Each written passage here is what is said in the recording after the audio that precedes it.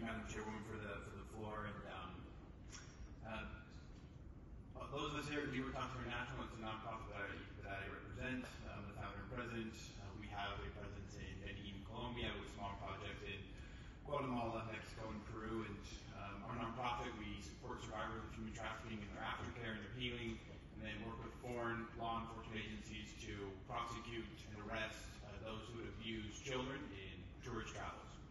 So we collaborate a lot with different countries, mainly from North America, Europe, Asia, with different embassies, law enforcement, with these people, with these tourists, essentially, who travel to abuse children in developing countries.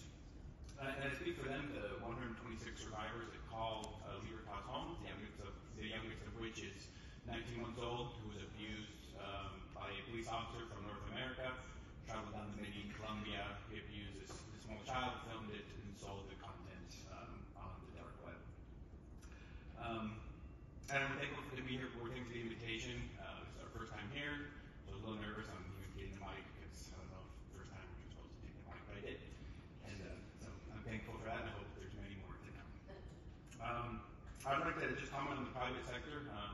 What I've observed here is I would love to see more involvement from the private sector, companies, specifically large companies. I speak not only for the UN ODC, but also myself as the founder of the company. The survivors that have come to us this year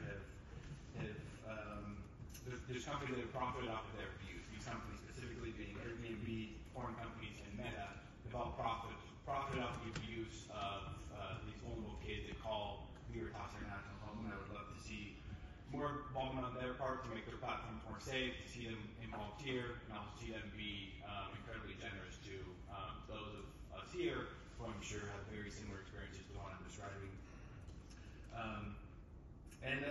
And lastly, I want to thank the survivors who have spoken today. There's two survivors that are members of our delegation. They learned a lot from you. These survivors that have spoken today, I learned a lot from. I know my delegation has as well. And I feel like they give a voice to those who are still looking to find their voice. And so I'm thankful for their interventions. I'm thankful for their knowledge. And I look forward to collaborating with them, to seeing mentorship from them. And I'm thankful for the invitation that we are allowed to come and collaborate and speak